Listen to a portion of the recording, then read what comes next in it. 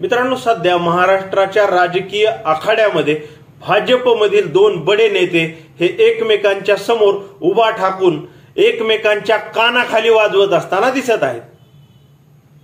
मग हे दोन बडे नेते नक्की कोण आणि एकमेकांच्या कानाखाली नक्की का वाजवत आहेत हे आपण पुढे पाहू। परंतु मग सध्या महाराष्ट्रामध्ये ज्या पद्धतीने राजकीय ज्वर हा चढायला लागलेला आहे, सगळीकडे उन्हाची तीव्रता देखील वाढत आहे, राजकीय वातावरण देखील तापत असल्याचं दिसत आहे। यामध्ये प्रमुख सामना आहे तो भाजपा विरुद्ध उद्धव ठाकरे।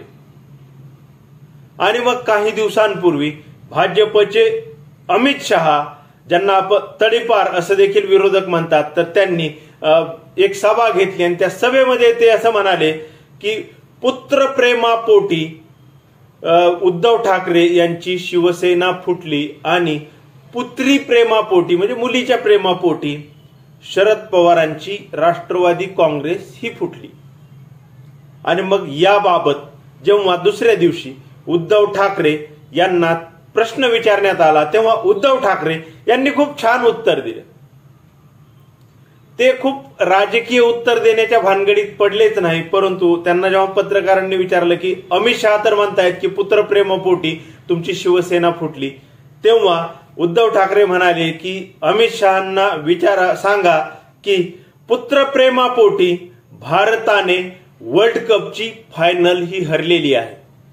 मग ती नक्की कशी? तर अमित शहाचा पुत्र तो जय शहा कसा चालतो, कसा बोलतो आपण सर्वांनी पाहिलेला आहे। आणि मग त्यांनी जी मुंबईमध्ये प्रत्येक वेळी फायनल होत असते किंवा फार फार तर कोलकात्याला ईडन गार्डनवर होत असती, तर त्यांनी ती यावेळी गुजरातला नेली आणि मग तिथं सगळा बट्ट्याबोळ वाजला आणि तिथं भारत वर्ल्ड कपची फायनल हारला। आणि याच देशवासियांच्या मार्फत संपूर्ण खापर हे जय शहा याच्यावर फोडण्यात आलं। आणि मग आपल्या ताब्यात जो वर्ल्ड कप यायचा होता तो फक्त आणि फक्त पुत्रप्रेमापोटी अमित शहाच्या आपल्याला गमवावा लागला, हे उद्धव ठाकरे यांनी तिथं अधोरेखित केलं। मग तुम्ही म्हणाल की दोन भाजपचे नेते एकमेकांच्या कानाखाली चापट मारतात आणि मधीच हे वर्ल्ड कपची फायनल नक्की कुठून आली? तर मित्रांनो, हे जे दोन भाजपचे नेते आहेत, तर एक आहेत देवेंद्र फडणवीस आणि दुसरे आहेत अमित शहा। आणि मग देवेंद्र फडणवीस एक बोलतात आणि अमित शहा वेगळंच बोलतात असं सध्या महाराष्ट्राच्या राजकीय आखाड्यामध्ये दिसत आहे। आणि मग त्यामुळं ग्रामीण भाषेत ज्या पद्धतीने वादविवाद होतात किंवा ग्रामीण भागामध्ये ज्या पद्धतीने एकमेकांच्या समोरासमोर उभा राहून तो जो हाताला चापटी मारण्याचा खेळ किंवा कानाखाली चापट मारण्याचा खेळ खेळला जातो, तसा खेळ या दोघांमध्ये सुरू असल्यासारखं दिसतं। आणि मग एकीकडे फडणवीस उभा राहतात आणि दुसरीकडे अमित शहा उभा राहतात। मग फडणवीसांची एक मुलाखतीची आठवण करून देतो आणि मग चापटा कशा मारतात ते सांगतो। मग देवेंद्र फडणवीस यांनी मागील 3-4 मुलाखतींमध्ये असं सांगितलं आहे की मी पुन्हा आलेलो आहे, परंतु मी एकटा नाही आलो, तर 2 पक्ष फोडून पुन्हा आलेलो आहे। आणि मग फक्त फोडून असं त्यांनी पुनरुच्चार केला नाही, तर विधानसभेमध्ये एकनाथ शिंदेंनी हे कलाकार आहेत पक्ष फोडण्याच्या पाठीमागचं, मग आम्ही रात्रीच्याला कसं भेटायचो आणि मग ते कसं पक्ष फोडण्याची रणनीती तयार झाली याबाबत सर्वच सांगितलेलं आहे, पण सर्वांनी ऐकलेलं आहे। दुसरीकडे त्या फडणवीसांच्या पत्नी अमृता फडणवीस यांनी देखील सांगितलेलं आहे की रात्रीच्याला ते हुडी घालून बाहेर जायचे वगैरे वगैरे, आपल्या सर्वांनीच ऐकलेलं आहे ना हे। तर मग हे दोन नेते एकमेकांच्या समोर आहेत। अमित शहा म्हणतात की पुत्रप्रेमापोटी शिवसेना फुटली आणि पुत्रीच्या प्रेमापोटी मुलीच्या प्रेमापोटी शरद पवारांची राष्ट्रवादी काँग्रेस फुटली, अगदी 3-4 दिवसापूर्वी म्हणाले। आणि मागील 2 वर्ष झालं फडणवीस इकडे बिंबीच्या देठापासून बोंबलत आहे, मी पक्ष फोडलाय, मी पक्ष फोडलाय, मी पक्ष फोडलाय। पक्ष फोड या नाव सुद्धा पडलंय त्याचं, म्हणजे फडणवीसचं नाव, जे वेगवेगळे नाव आहेत त्याला की नालायक, कलंक, टरबूज, आणखी वेगळं काय फेगड्या वगैरे काहीतरी वेगवेगळे नावं पाडलेले जनतेने सोशल मीडियामध्ये वाचत असतो, तुम्ही वाचता, मी पण वाचतो।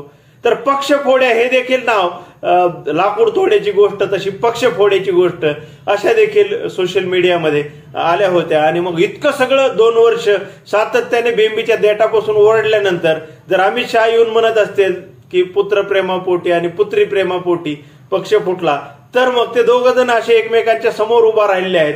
आणि मग एकीकडून फडणवीस अमित शहाच्या कानाखाली लावते दणकून की मी पक्ष फोडलाय, शिवसेना मीच फोडली, राष्ट्रवादी काँग्रेस पण मीच फोडली, रात्रीच्या अंधारात फोडली, हुडी घालून फोडली. तिकडून लगेच अमित शहा देवेंद्र फडणवीसच्या कानाखाली मारतात की पुत्रप्रेमापोटी शिवसेना फोडली. म्हणजे अशा पद्धतीने यांचं एकमेकांच्या कानाखाली मारणं सुरू आहे. इकडून हे म्हणतंय की मी फोडली आणि तिकडून ते म्हणतंय की पुत्रप्रेमापोटी फोडली. आणि मग हेच एकमेकांच्या कानाखाली अमित शहा एकदा कानाखाली मारते, फडणवीस एकदा कानाखाली मारते आणि त्यांचा कानाखाली मारण्याचा सिलसिला हा सुरूच आहे. परंतु यामधून एक गोष्ट मात्र लक्षात येते की दिल्लीच्या राजकारणामधून देवेंद्र फडणवीस यांचं स्थान हे अतिशय तळमळीत झालेलं आहे. देवेंद्र फडणवीस यांना दिल्लीमध्ये कुत्र देखील हुंगत नसावं. भाजपचे बडे नेते तर सोडूनच द्या, मागे कित्येक वेळेस वेटिंगला बसवल्याच्या बातम्या आपण सर्वांनी पाहिलेल्या आहेत. ज्या पद्धतीने सध्या बातम्या येत आहेत, ज्या पद्धतीने सध्या निर्णय होत आहेत, यावरून कुठंतरी शिवराज सिंह चौहान यांना जसं साईडलाईन करून मध्य प्रदेशमध्ये एक नवीन मुख्यमंत्री तिथं बसवलेले आहेत आणि शिवराज सिंह जवळपास राजकीय निवृत्तीच्या मार्गावर आहेत. तर तशीच अवस्था टरबुजा देवेंद्र फडणवीसची महाराष्ट्रामध्ये मोदी आणि शहा यांनी करून टाकल्यासारखं दिसत आहे.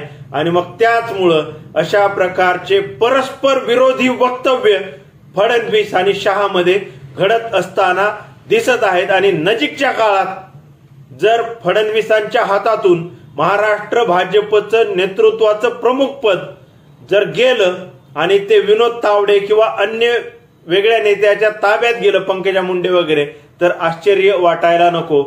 जर टरबुजा फडणवीसला जर राजकीय संन्यास घ्यायची वेळ आली किंवा साईडलाईन व्हायची वेळ आली किंवा अतिशय नगण्य पद त्यांच्या पदरामध्ये पडण्याची जर वेळच आली तर तुम्हाला मला आश्चर्य वाटायला नको. आणि मग त्याचमुळं मी म्हणालो की सध्या शहा आणि फडणवीसांमध्ये समोरासमोर उभा ठाकून एकमेकांच्या कानाखाली मारण्याचा कार्यक्रम हा सुरू आहे.